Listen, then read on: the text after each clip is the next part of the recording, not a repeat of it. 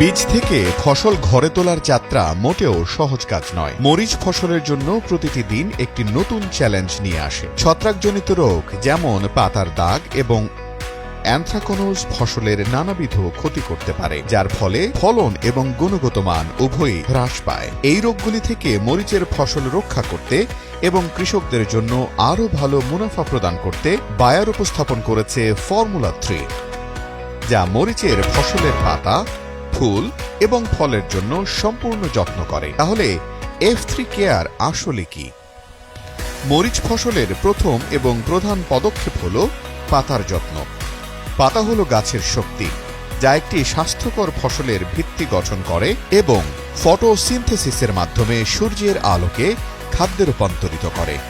চারা রোপণের 40 থেকে 55 দিনের মধ্যে প্রতি একরে 100 গ্রাম নাটিভো স্প্রে করলে লিফ স্পট এবং মরিচের পাতাকে রক্ষা করে।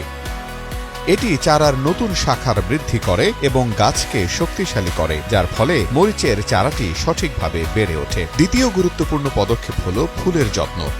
যে কোনো কৃষকের জন্য ফুটন্ত ফুল হল একটি বড় আশার প্রতীক। চারা রোপণের 55 থেকে 70 দিনের মধ্যে প্রতি একরে 200 মিলি লুনা সেন্সেশন স্প্রে করলে মরিচ গাছের পাতা ও ফুল উভয়ই স্বাস্থ্যকর থাকে। এর ফলে বেশি সংখ্যায় ফুল ফোটে এবং তাদের রং আরও উজ্জ্বল হয়ে ওঠে, যা অধিক পরাগায়নের সক্ষমতা বৃদ্ধি করে এবং ভালো বীজ উৎপাদন এবং ফল গঠনের জন্য পথ প্রশস্ত করে। অ্যানথ্রাকনোজের ঝুঁকি দূর করে, যার ফলে এটি শুধুমাত্র ফুলের সংখ্যা বাড়ায় না, বরং গাছ এবং ফলকেও শক্তিশালী করে।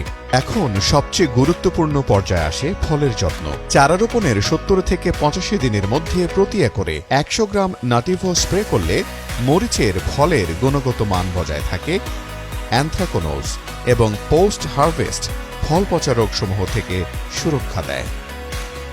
নাটিভো স্প্রে করলে ফসল শুধু নিরাপদ থাকে না, বরং উচ্চ বাজার মূল্যও পাওয়া যায়। একটি কৃষকের কঠোর পরিশ্রম সত্যিই পুরস্কৃত হয় যখন পাতা থেকে ফুল এবং ফল পর্যন্ত প্রতিটি পদক্ষেপে ফসলের যত্ন নেওয়া হয়। F3 care Nativo Luna Nativo সঠিক সময়ে এবং সঠিক মাত্রায় ব্যবহার করলে আপনার মরিচের ফসল পায় পূর্ণ সুরক্ষা, যা আপনার প্রত্যাশা পূরণ করে এবং আপনার কঠোর পরিশ্রমের কাঙ্ক্ষিত ফলন এনে দেয়।